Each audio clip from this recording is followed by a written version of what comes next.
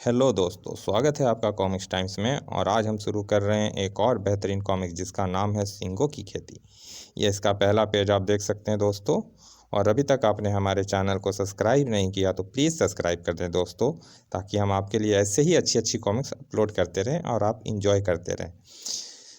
चलिए शुरू करते हैं बिना समय गंवाए। पाताल लोक में स्थित राक्षस जाति विडिम्बा नगरी का राजा मल्लकेतु एक नेक, दयालु व न्यायप्रिय राजा था। अत्याचारियों को वह कठोर से कठोर दंड देता था, किंतु राजकुमार दुर्भाग्य उतना ही उद्दंड, दुस्साहसी व क्रूर राक्षस था।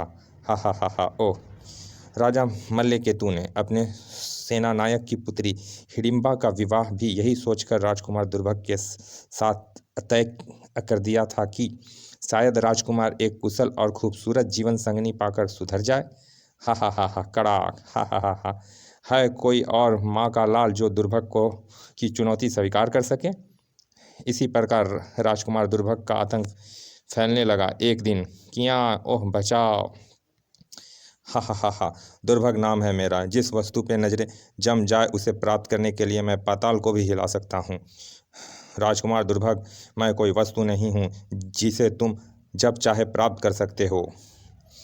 मैं ऋषि मार्कंडे की पुत्री दुर्वासा हूँ। नीच, अगर तूने मेरे साथ कोई दुर्व्यवहार किया तो तुम्हें उसका दंड भुगतना होगा।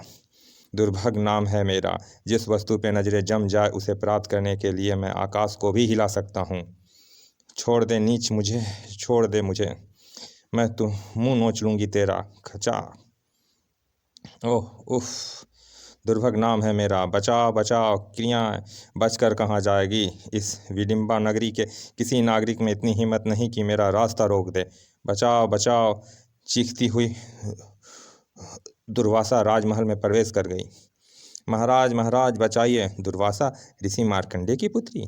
दुर्भग ने भरे दरबार में आकर दुर्वासा को दबोच लिया। दुर्भग, महाराज मेरी रक्षा कीजिए!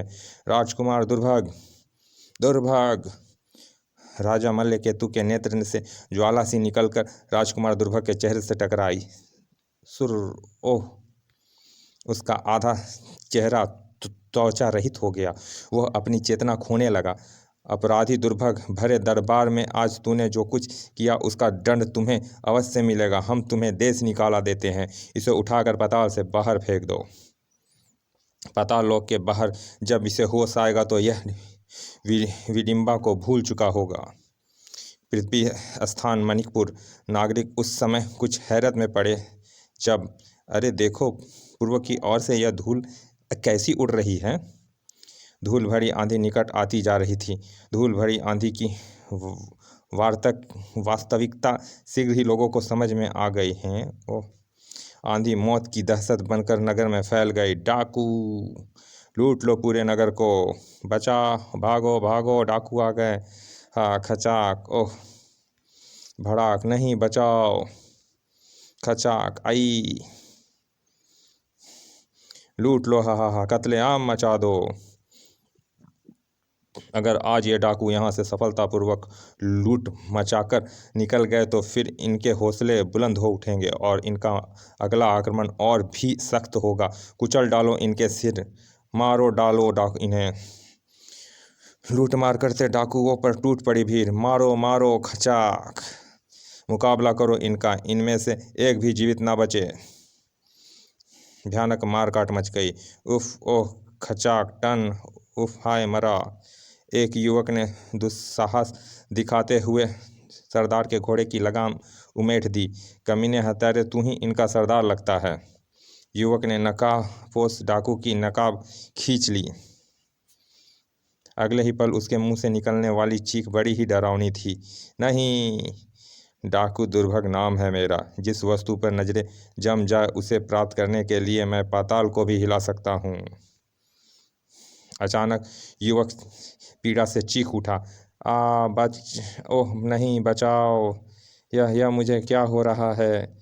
लोग इस भयानक दृश्य को देखकर पूरी तरह आतंकित हो उठे। तभी अरे हमारे चेहरे को क्या हो रहा है? ऐसा लगता है जैसे कोई मेरी हड्डियां से मांस नोच रहा है। उफ ओह नहीं, उफ हा हा हा हा! दुर्भग नाम है मेरा, याद रखना। डाकुओं के जाने के बाद लोग अपने अपने घरों से बाहर निकले आए और बाहर का दृश्य देखते ही सबके रोंगटे खड़े हो गए। ओह, मेरा चेहरे पर बहुत जलन व पीड़ा हो रही है। उफ, हे ईश्वर, यह तो डाकू होने के साथ साथ कोई शैतान भी था। इन्हें फौरन उपचार के लिए वैद्य जी के पास ले चलना होगा और महाराज को इस भयानक हादसे का समाचार देना होगा। राजा चंद्रमणि के दरबार में यह सूचना चौंकाने वाली थी। क्या डाकू दुर्भग? जी हाँ महाराज, वो पूरा शैतान है। अपनी शैतानी शक्ति से उसने लोगों की शक्लें इतनी भयानक कर दी कि अगर आप एक बार आप स्वयं भी देख लें तो भय से सिहर उठेंगे। महाराज, हमारी रक्षा कीजिए। अगर वह दुष्ट फिर आया तो इस बार शायद हम में से कोई उसका मुकाबला भी ना कर सकेगा। हम आप लोगों को विश्वास दिलाते हैं, हम उस शैतान को दूसरे आक्रमण का मौका ना देंगे। सेनापति राज सिंह, ऐसे सभी ठिकानों का चप्पा चप्पा छान मारो जहां उस दुष्ट हत्यारे डाकू दुर्भग को मिलने की संभावना हो। हम अति शीघ्र उसे अपनी हिरासत में देखना चाहते हैं, जिंदा या मुर्दा। मैं दुर्भग की तलाश में अभी सैनिकों के साथ स्वयं भी निकल जाता हूँ महाराज। सेनापति राज सिंह अपने सैनिकों के साथ निकल पड़े। चारों तरफ फैल जाओ, लेकिन खबरदार, जब तक आवश्यकता ना हो उस पर कोई आक्रमण ना करें। हम संध्या को यहीं मिलेंगे। अपने अपने मुखियाओं के नेतृत्व में सैनिक चारों ओर फैल गए। चप्पे चप्पे की तलाश की जाने लगी। संध्या के समय सैनिक एकत्रित होने लगे। लगता है किसी को सफलता नहीं मिली। हमने आसपास के इलाकों का चप्पा चप्पा छान मारा सेनापति जी, परंतु डाकू दुर्भग का कहीं कुछ पता नहीं चला, यही ना? किंतु यह सरदार हरकत सिंह का दल अभी तक क्यों नहीं लौटा? दिए गए समय के अनुसार तो अब तक उन्हें लौट जाना चाहिए था। कहीं वे किसी विपत्ति में तो अचानक चौंक पड़े सब। सरदार हरकत सिंह का दल लौट रहा है।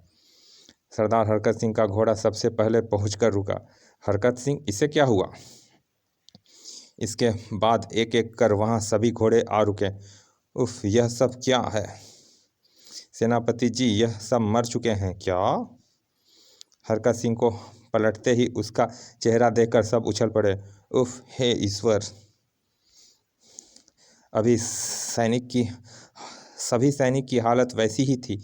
ऐसा लगता है सेनापति कि यह लोग डाकू दुर्भग तक पहुंचने में कामयाब हो गए थे।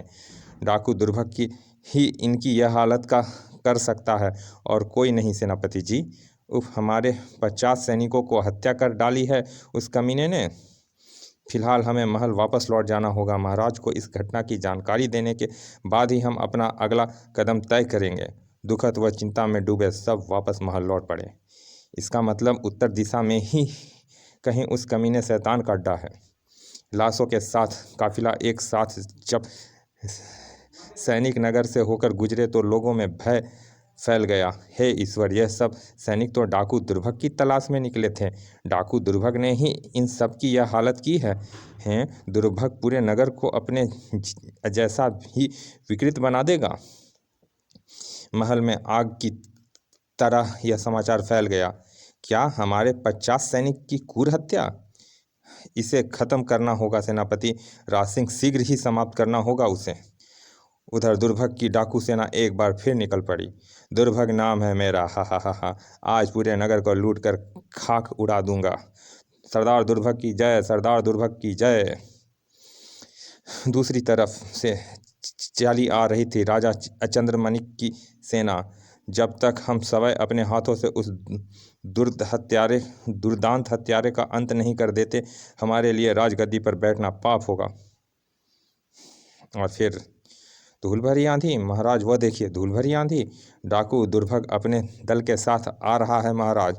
होशियार सब सैनिक, अपने अपने हथियार संभाल लो, डाकू दुर्भग आ रहा है। डाकू दुर्भग, डाकू दुर्भग। दुर्भग दल की निगाहें भी चंद्रमणि की सेना पर टिक चुकी थी। ओह, राजा स्वयं अपनी सेना का नेतृत्व कर रहा है। साथियों, टूट पड़ो, सेना पर बिछा दो सबकी लाशें।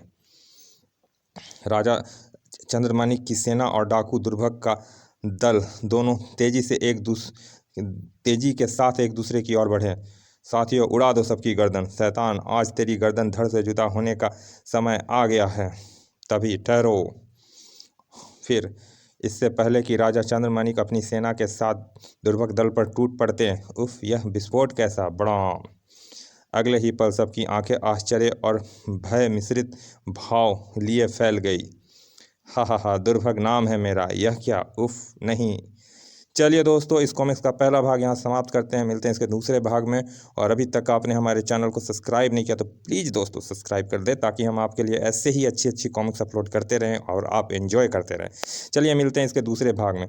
तब तक के लिए धन्यवाद, विदा।